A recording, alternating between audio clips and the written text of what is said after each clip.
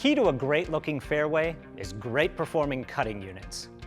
If these units aren't consistently and carefully maintained, you're in for all kinds of trouble.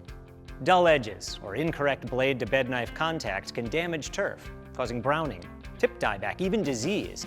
So it's important to keep your blades sharp and your contact properly set. Here are 3 maintenance tasks that'll help you do that. First up is grinding. There are different grinding techniques that you can use to keep your reel blades and bed knives sharp. Next is backlapping. This helps maintain a proper edge between grinding. And finally, you need to make sure you have the right amount of contact between your reel blades and the bed knife. We'll talk about grinding and backlapping later, but for now, let's concentrate on contact. Because the amount of contact between your reel blades and bed knife is crucial to mower performance and fairway appearance. If blade-to-bedknife contact is too heavy, the friction that's created wears down your cutting edges. Heavy contact can even cause grooved or rifled edges. On the other hand, if there's no contact at all, the cutting edges will wear faster, which degrades your quality of cut and leads to more frequent sharpening. That's why Toro recommends light contact between your blades and bed knife. Light contact helps your reel stay sharper longer. Even more important, light contact promotes healthy turf. Turf blades are gathered between the reel and bed knife, then clipped, which minimizes stress. When there's no contact between the reel and bed knife, turf tips are torn instead of clipped. This tearing yellows the edges and can make your turf more susceptible to disease. So always be sure your reel mower's cutting units are set up for light contact. Here's how to do it. Start by turning the bed bar adjusting screws counterclockwise until the bed bar does not contact the reel. Remember that these edges are sharp, so wear gloves and be careful around moving parts.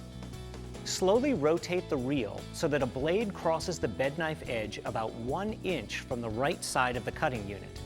You'll be using the same blade throughout, so mark it to make it easy to find.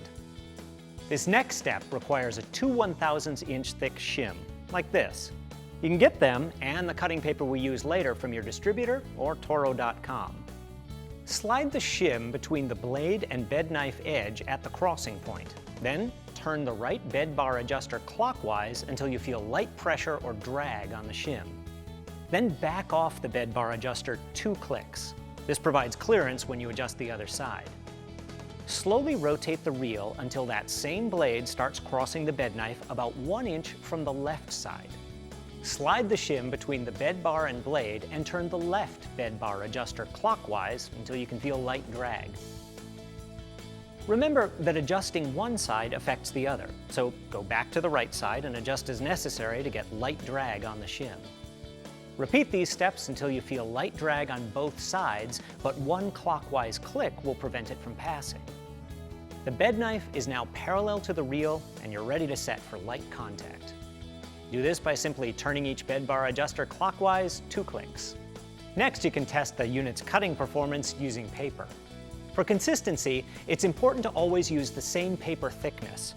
Toro recommends a thickness of 35 1/1000ths of an inch and provides performance paper for this purpose. Hold the paper perpendicular to the bed bar and insert it between the reel and bed knife. Then slowly rotate the reel forward. It should cut the paper cleanly. If the paper isn't cut cleanly or it requires excessive contact, it's time for a backlap or grind. We'll tackle those topics in the next section.